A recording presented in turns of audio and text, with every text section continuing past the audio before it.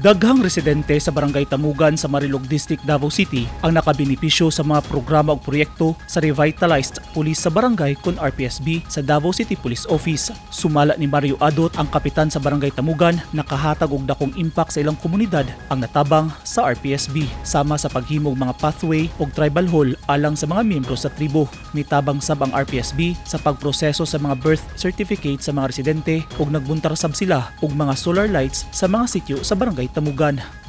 Miabot sa akong barangay ang RPSB niya daghan sila o natabangan sa akong barangay.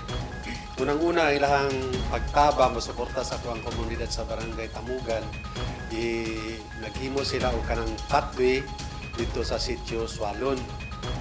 Pagkauman sa pathway sa sitio Swalon, naghimo na pod sila o pathway dito sa sitio Sandunan. Unya naghimo pod sila og katong tribal tribal nga opisina sa sitio Sandunan kay needed kayo sa mga tribal dito. Unya sila po nang nag-assist sa eskwelahan sa sitio Swalon. Unya ang ikaduha nga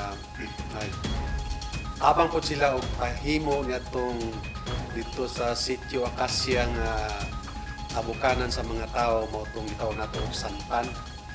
So dito mitabang sila niya, walay puwa sila nga pagtabang. Gawa sa mga proyekto ug programa, dakong tabang ang presensya sa RPSB sa ilang komunidad kay namintinar niini ang kahapsay ug kalinaw. Naglaom ang barangay nga unta daghan pang mga proyekto ug programa ang mahatod sa ilang komunidad, hilabi na sa lagyo ug hilit nga mga dapit sa Tamugan nga labing nanginahanglan og tabang.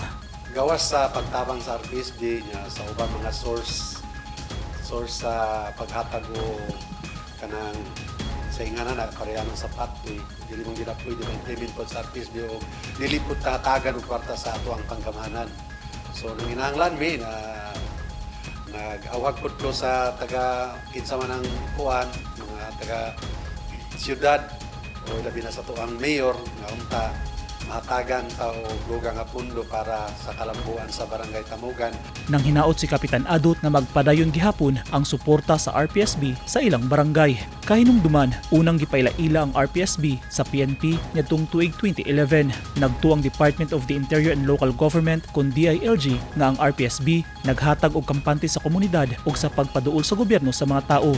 Niadtong 2020, gimando ni kanhi Piero 11 Regional Director Police Brigadier General Fillmore Escobar ang pagmuntar og RPSB sa Davao Region subay sa EO70 NTF LCAC.